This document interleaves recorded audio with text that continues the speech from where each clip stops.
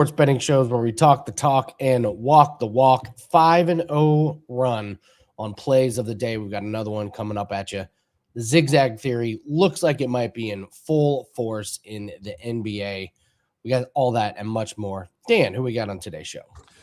Yeah, going to be a great show here today, guys. We'll get you ready to bet the NBA playoffs where that zigzag is in full effect, like Andy alluded to. I didn't quite dust out my Sixers hat after they were 14.5-point underdogs and then won by 14 points. But we'll get Ski's reaction to that. He's going to break down Magic and Pistons, Suns and Thunder. Is the Zigzag Theory live here tonight? And the Zigzag Theory, of course, betting on the team who lost in Game 1. We'll get Ski's thoughts. He'll also let you know what he has coming up with Rob Vino. But first, Andy, we have Jesse Schul who's going to come on. The Fade God returns. No bike accident could hold my man Jesse down. He's going to let you know 2 teams in the NMLB you should be fading tonight. And he's also going to give some thoughts on the Pirates taking on the Rangers today here with Leiter on the mound. So going to have a great breakdown from our man, Jesse Schul. But Andy, you alluded to it. We got to start it right here at the top. A minute into the show every single day here, folks. Hit that like button and subscribe because we give out the Wager Talk Today play of the day. Andy is on a 5-0 run on our Wager Talk Today play of the day. Plays, Andy, and this is going back to a school of thinking that helped us cash in on Yamamoto. Strikeouts over yesterday. What are we looking at here, Andy? Yeah, this is a combination of a pitcher that has been very open. He wants to win the Cy Young. You've got a bullpen that's decimated, and we cashed it yesterday with Yamamoto. We took it strikeouts, but what we say with Shohei Ohtani, if you see a 17.5 outs, you have to take it. They leave him in deep. They leave him in for 6 innings. You even go back to last year. This is now 7 out of 8 games that he's gone over this. And I mean, one of the games that he didn't go over, he just came in relief. So that was against Toronto. So you look at what he's done this season. He's gone 18, 18, and 18. And you look what he's done head to head. Not a lot of head to head. There's not a lot of head to head activity that you can go back on. So we're just depending on this 17.5, and you're just depending on what we saw yesterday where Yamamoto gives up 3 runs early. Yep. They just leave him in and he mows down the entire lineup for the rest of the Giants get the win, but Yamamoto, kind of does his job. So we go right back to the same line of thinking, and it's a little bit juicy, but again, if this was 18.5, this is such a tough number for the books because they can't go any higher or everyone's going to play under. That's the problem, is they're just going to have to keep tacking on juice. And Andy, I would argue this 155 is just on that threshold of a straight play that we would be playing. Once you start getting 165, 170, that's probably when we would look elsewhere. 155 for a set it and forget it kind of prop that we've been seeing from Shohei and the Dodgers starting pitching over these last few weeks, and especially one day does not the bullpen issues fix for this Dodgers team. So I'm right there with you. And the Dodgers have been very vocal, as has Shohei Ohtani, that, hey, I'm staying out there. You know what I mean? Unless there is a full signal, unless I'm not feeling right, we want our starting pitching going deep. That's kind of the Dodgers' MO this year. So I'm right there with you. 155, sure, it's a little juicy. If you have to go find a parlay piece, guess what? We're about to give you another 15-plus plays on this show between our guests, Andy going all around the world, and any of your questions you drop in the chat. So 155, Shohei over on his outs, Andy. I like it. Yeah, and you look at his pitch count, 87, 96, 90. He's just it's just a lot of pitches in this Giants lineup. Despite the fact they won yesterday, it's not like they torched him. It's not like they just lit up the scoreboard. So, All right, that's going to be our play of the day. We're going for 6 in a row. Let's bring in Jesse. And Jesse, you were in a motorcycle accident. A dog jumped out in front of you. You were injured. The dog was injured. But more importantly, how was the motorbike? The motorbike's fine. I didn't check on the dog. He needs to find another place to sleep, as far as I'm concerned. But whatever doesn't kill you makes you stronger. Bit of road rash might keep me off of one show, but that's about it. Well, Jesse, we're happy that you're here, brother, and glad that you're on the men. And it also looks like you're back to the home studio. So folks are happy that Jesse is back and kicking. They missed you in the comments last week, but don't worry, folks. He's got your fades coming your way, so you can start bashing Jesse once again in the comments, as they're always one to do. But Jesse, before we talk fades, let's actually talk a matchup that they have assigned for you here tonight, because I'm wondering your thoughts on this one. It's Pirates taking on Texas last night. Texas, home sweet home. We talked about it with Drew, returning back after such a long road trip. How does it work out for him? Worked out to a tune of a 5-1 win here. And I think, you're seeing the 8 total here. A couple of righties. We got Leiter and Ashcraft, who look like they're going to be going to the mound.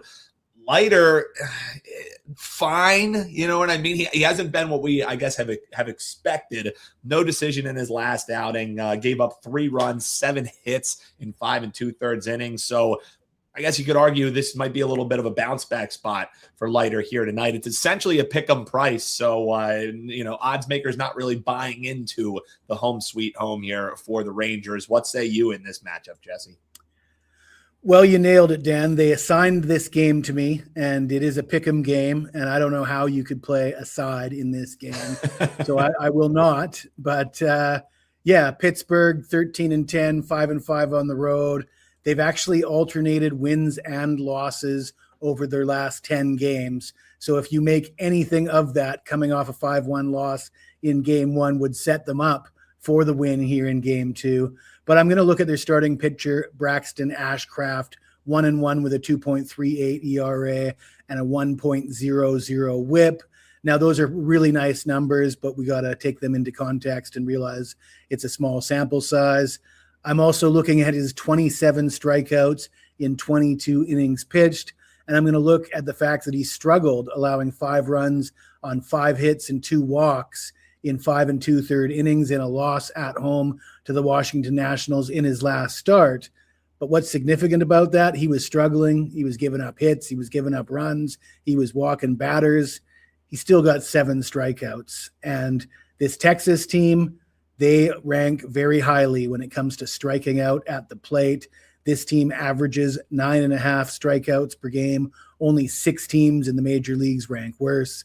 Now, Ashcraft's strikeout prop sits at 5.5, and the over is even money. If you look around, you could probably find a juiced up 4.5, which is what I would prefer, but I'll take 5.5 at even money if that's the best we can get. So I'm looking at Braxton Ashcraft to go over his strikeout prop in this game.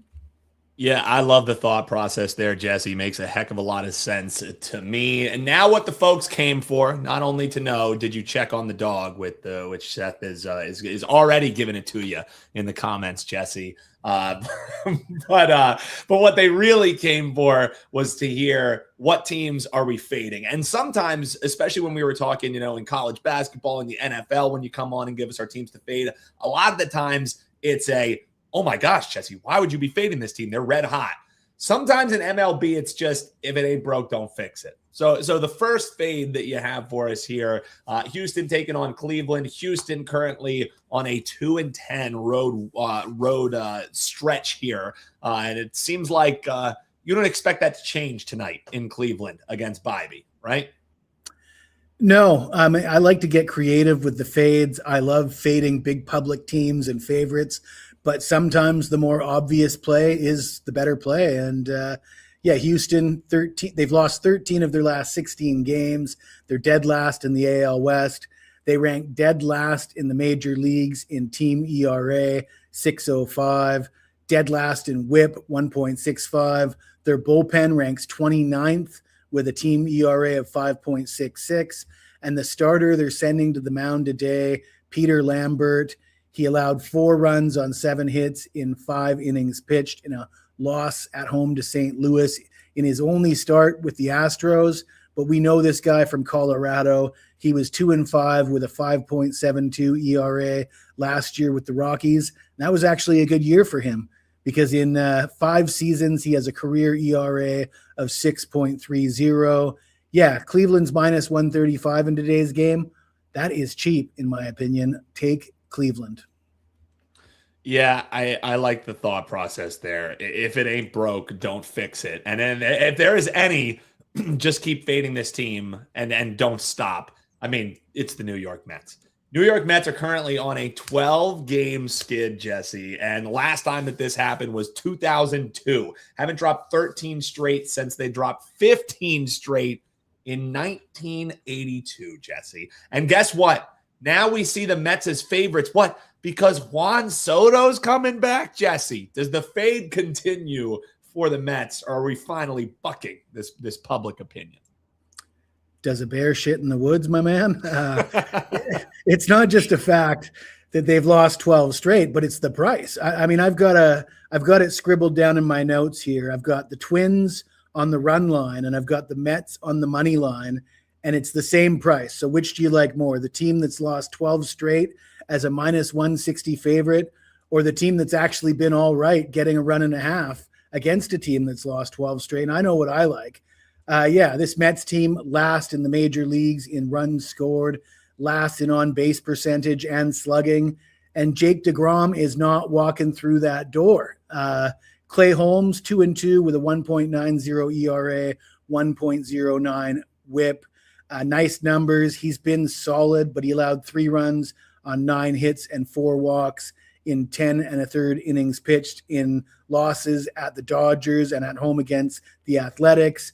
The bullpen's been solid, but can they get any runs? It's a rookie going for Minnesota today. I'll gamble with the rookie. I ain't betting on the team that's lost 12 straight and paying minus 160 to do it. I'll pay minus 160 to get the run and a half with the Twins. I think that's the better bet.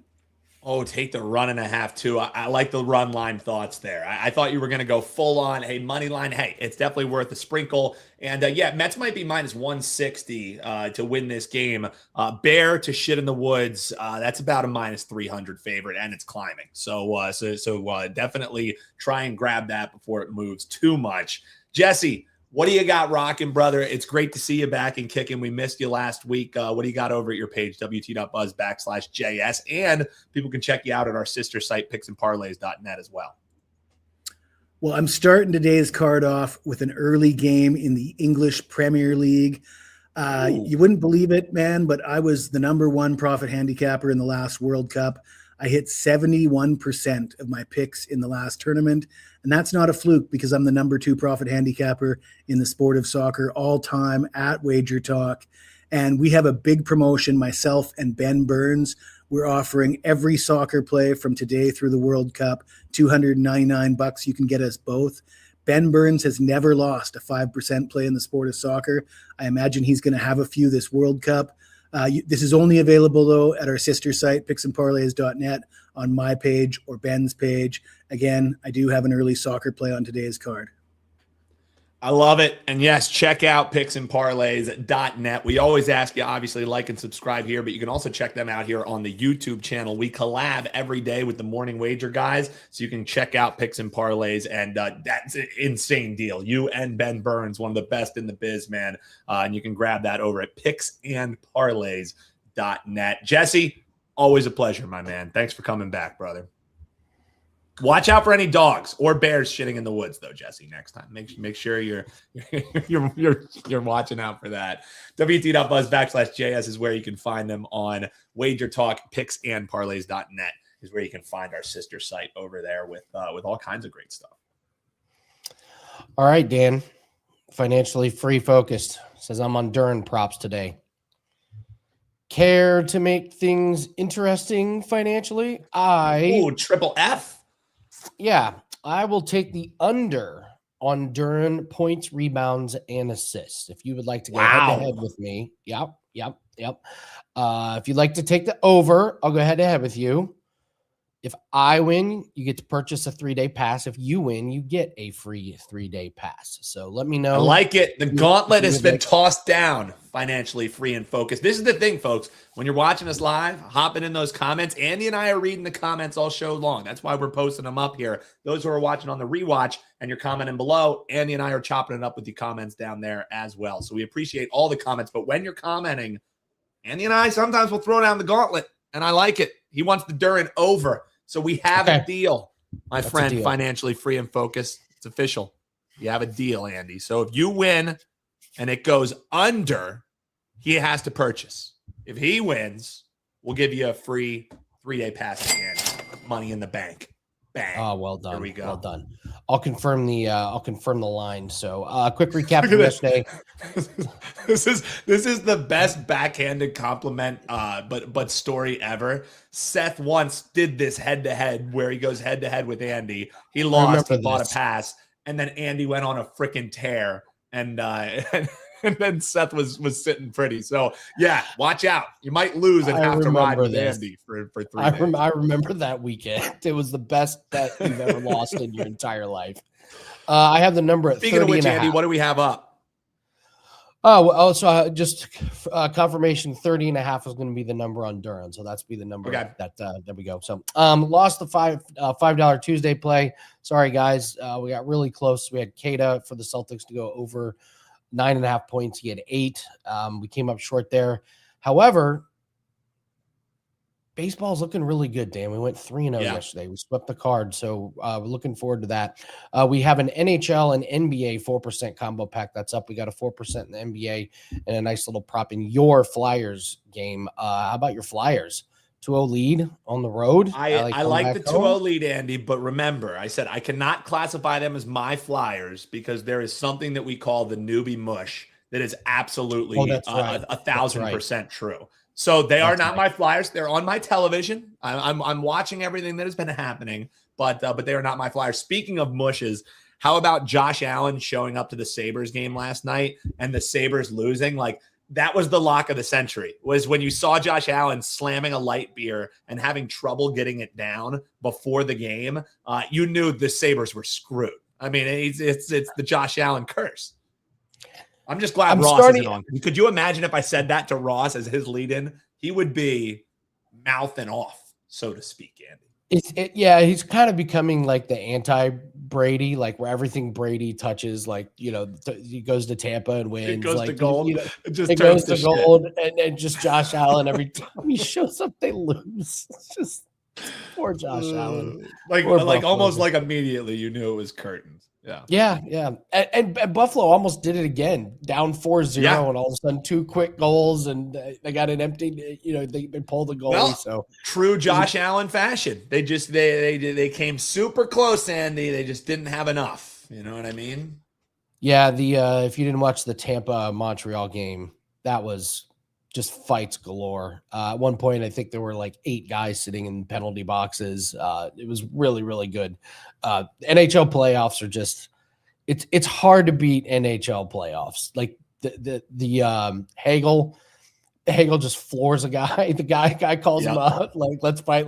Hagel drops him with 1 punch. Just an incredible sequence. And NBA, listen, I picked the over last night in your game against the 76ers Celtics because I figured the 76ers would regress up. I did not expect the Celtics to regress down that much. Are you going to get on board with the 76ers, or you're just hell no. One game of the Celtics, not being able to hit right around like 50%. That was the reason why the Sixers lost in game 1. They couldn't hit anything from distance, and then it just completely flip-flops. There's still a major mismatch. Probably the Sixers are going to decide, hey, let's trot out the corpse of Embiid just so we can get some cheers and ticket sales and all of that shit. I mean, if anything proved last night, like, do you really need to bring back Embiid in the series? Probably not, but that's what any way that the Sixers can botch it, they'll botch it, Andy. So 1 win, gentleman's sweep incoming. I'm still in on that, but we'll see what Ski thinks. Yeah, they got Celtics have a Derek White problem. His shooting is off. He's clearly injured. That was 2 of 10 from 3-pointers last night. I don't think the Celtics are going to win much when you have Jaylen Brown shooting 24, Tatum shooting 19, and White shooting 12. They got to get more guys in the offense, but I thought that was a pretty good win. Your boy Edgecombe, I love Edgecombe. I think he's so good. So years ago when I would actually watch the Sixers, and I wasn't just like, dude, I refuse to watch until Josh Harris, the scumbag, sells this team. Like years ago, I was saying, why are we wasting any playoff minutes on Ben Simmons? Why is Maxey not getting all of them? So yes, Edgecombe is fun, but Maxey was a guy who from the jump I had tabbed this guy is going to be the reason if the Sixers do take that next step, it's Maxey, and pairing him with a guy like Edgecombe when he doesn't double dribble like 3 times like he did a couple games ago, then we're good. But yeah, it's such a great backcourt. And then the other takeaway from last night. Actually, let's bring in Ski because I got to get his take. Yeah, let's get his takes. I mean, this is the NBA expert, Ski Prophet. We want his thoughts, not me just bashing the Sixers here. What's up, Ski? Hey, Ski.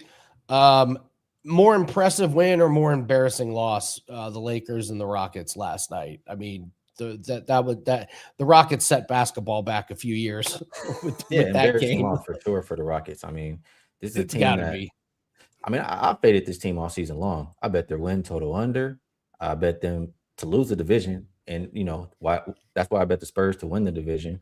And this is just a team that's not constructed good. They don't have good playmaking. It's not enough shooting. Not enough guys who can shoot. And when you get to the playoffs, the floor shrinks, and it's not going to be as easy. It's not going to work. That's what you're seeing from this Houston offense. So I'm not surprised that they're losing. And looks like they're in trouble.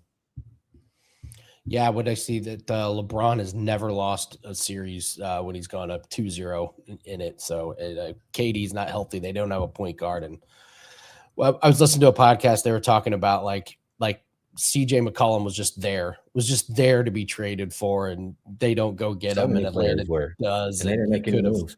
Honestly, I think Udoka just, I don't know. He has something against, like, he wants to build a team on just like that Miami Heat type team, and just he's the face of the team. Like, I'm doing it. I'm so great. That's how I feel about Udoka.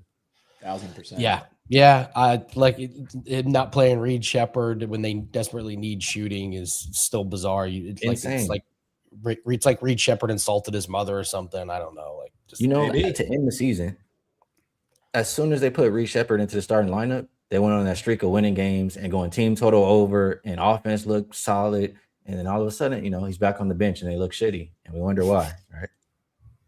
Crazy. We've been talking a lot about the zigzag theory, and it's been rearing its head. It's been, I don't even count it for the Rockets Lakers because you had the Durant situation here. But do you believe in the zigzag theory? Is that part of your handicapping? I don't think it's as easy as just zigzag bet whatever against whatever happened last time. But I do think there's something to not putting too much into what you just saw in the last game. I mean, teams are going to adjust, coaches, players. It's just a chess match. So everything is not done in one game. What you saw in the last game is probably not what you're going to see in the next. So, yeah, I mean, I don't necessarily, just every game zigzag, but I think there's a little something to it. Well, let's talk about the games tonight. We got the Magic and the Pistons. The Magic. I'm so mad at myself because they had hit rock bottom, Ski, and then they just absolutely pulverize Charlotte, and they just had all the makings of the nobody believes in us. Like, everyone thinks we're dead to the world. Oh, there's turmoil in the locker room. And it just feels like these guys are professional athletes. Like, pride just sometimes gets the best of them. And they come out and they just put a whooping on Detroit. And I don't think it was a fluke. I think this could be a rock fight type of series, and Detroit not having that second option is starting to rear its ugly head here. You see Cade with 39 points in the first game and not a whole lot of help. So what do we do with this line here? Detroit minus 8.5 over under 218.5. Well, just expanding a little bit on what you said. I mean, this is a Magic team that I had a lot of negative things to say about, in the past week or so, maybe a little bit more than a week. But that game before Charlotte, that's when I thought that they could flip the switch. And it turned, what you said, you have pride. Like, guys out there are now embarrassed. There was a lot of talk about everybody doesn't like the coach. But after that game prior to Charlotte, it was a lot of finger pointing from everybody at the players. And, they're going to be prideful. They don't want to think about that for the entire summer. So I'm not surprised that they made it here. They've also been playing for their life in the past week, playing every other day. I'm not surprised that they brought that rhythm into game one versus the Pistons, who were sitting for a week. I disagree with one thing you said, that, I think it's a little bit fluky. I mean, the Magic scored 50-something points in the paint. This is a Pistons team who was top 5 defensively on the season, top 5 as far as protecting the paint. I don't see them doing that again. You have, they look at the film, the coaches talk about it. that's going to be a point of emphasis. Why are we just giving them free look after free look at the rim? This is a Magic team that does not shoot well from the perimeter, similar to that Houston Rockets team. And this is a Pistons team that can lock up. I think you get a really better effort from them in this game too. I think they're in a better offensive rhythm, now that they're not off for a week anymore and they're still at home, where most guys feel more comfortable to shoot. So I think you get a really good game from the Pistons. I think you get a good defensive game from both teams. As far as the total, I really do disagree with the way it's going up. The Magic have started to play better defense, in these do or die games or the last 5 games that they've been playing. Like I mentioned earlier, the Pistons have been good all season. So I'll be either backing the home team or expecting less points in this game. So I'm going head to head with someone in the chat about Jalen Duren props. I'm doing the Angel Reese. Oh yes, I heard that. I'm doing the Angel Reese theory. I'm going Duren under and Wendell Carter over on his points total here in a bit. Well, I don't know, Andy. I mean, if you were game 1, that looks like that was the script. But I mean, you just talked about pride.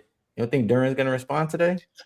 He better. He better. He's got a lot more than just points riding on this one. You got your ex-girl and her current boyfriend you're going up against. You better put up a big stat line, man.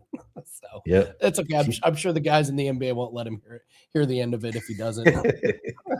So yeah, he'll definitely hear about it online for sure. Yeah. What are we doing with this Suns and Thunder game? This feels like just too much for the Suns. Even if they were at full strength, it's too much. But now they've got injuries added into it, and the Thunder is rolling. Can the Suns shock the world here? Usually in times when I see teams get blown out by 30 points, I mean, I like to think that they're going to be prideful and show up with a nice game plan the next time, similar to how the Sixers did in that game too yesterday. But I just don't know that I can trust this Suns team. Like you mentioned, a couple guys questionable, could be without a lot of rim protection. And this OKC team beat them by 35. They only shot 30% from 3. I mean, they're bound to shoot better, especially at home. And I don't think the way they won was fluky. Like, this is an OKC team that thrives on, turning their opponent over and getting out in the fast break and scoring. And that's what they did. I wouldn't be shocked to see that again tonight, along with some of those threes falling. So I think OKC can really name their number. I like OKC team total. I mean, they got to 119 shooting 30% from 3. I think they shoot it better here tonight. And also, it's hard for me to see them not winning this game by a big margin again. If I have to pick one, though, it's the team total for OKC over.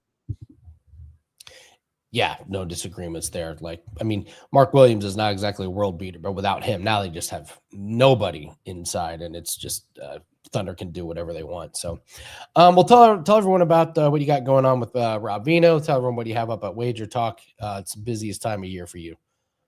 Yes, definitely. Rob Vino and myself will be live again in a little over an hour. If you want to hear a little bit more of a breakdown, maybe convo back and forth style between Rob Vino and myself, that's the place to hear it.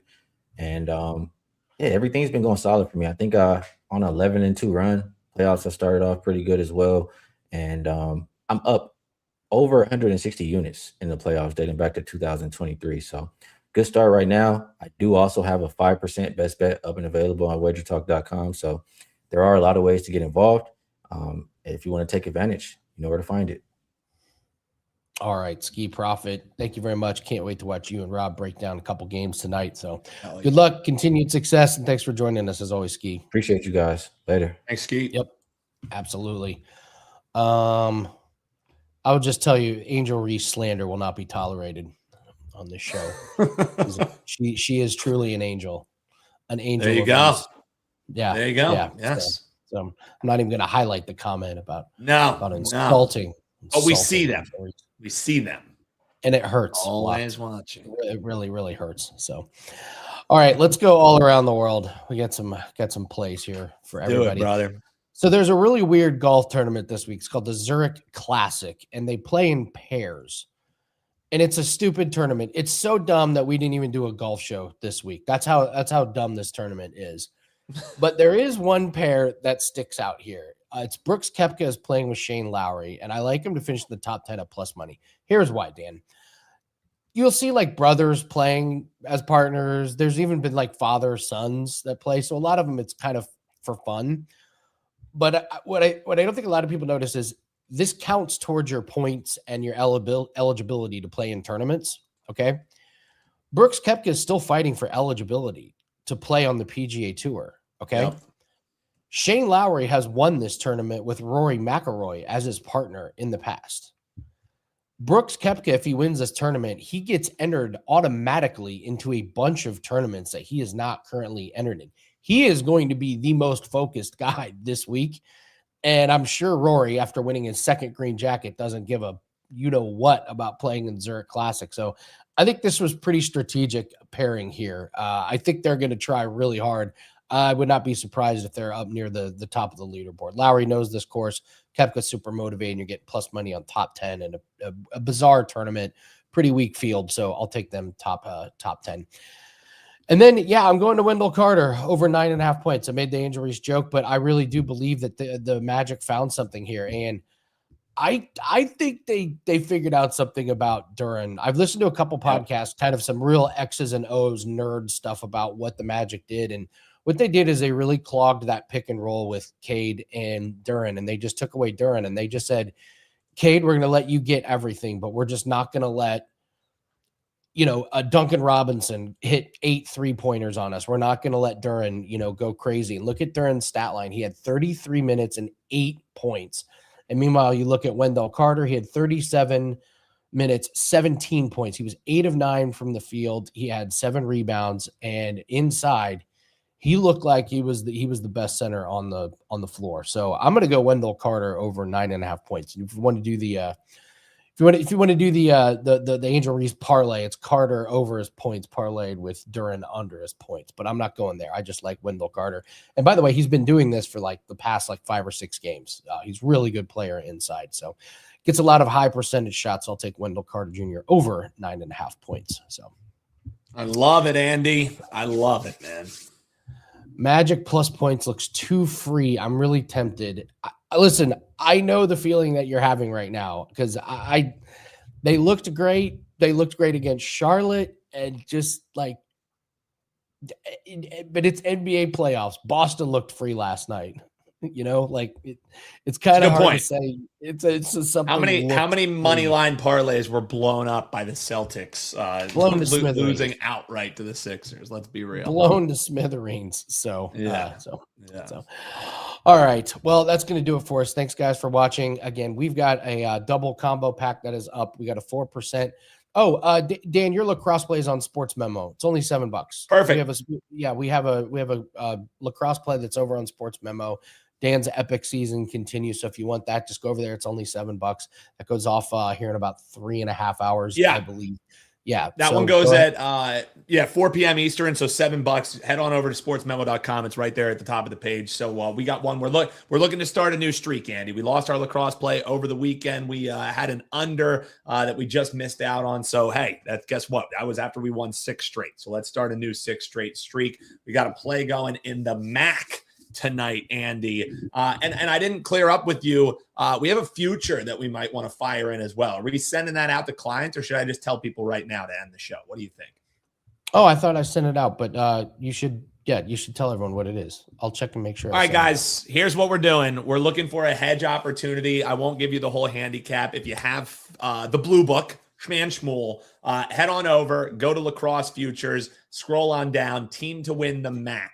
MAAC. We're taking Sacred Heart plus 370. I think we're going to have a nice hedge opportunity. This play won't be plus 370 after they beat Iona this afternoon. So we also have a play in another MAC game, and that's just $7 over at Sports Memo. So check that out. And Andy, if folks have joined us for this long and you're still watching, comment below and let us know. I mentioned Josh Allen not being able to chug that light beer.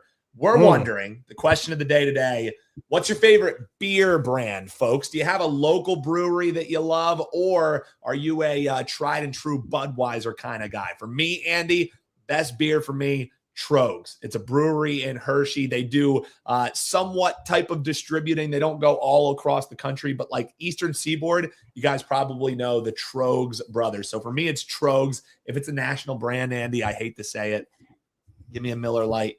a hot day and a cool Miller Lite. It's spelled different because it's brewed different, Lite. So those are my answers to the question today. If you made it this far, like and subscribe. And while you're down there, let us know what your favorite beer brand is. Was that a commercial that you just? It was like their What was tagline that? in like the like early 2000s, and I was like, you know what, it is spelled different, and you know what, it is brewed differently, even though they're all brewed in the same factory essentially. I'll go with a local brewery called Beer Brewery, BIER Brewery. They won several national. Yeah, they won some national and international awards. They're good. National. I just don't think I've had a Sam Adams that I don't like.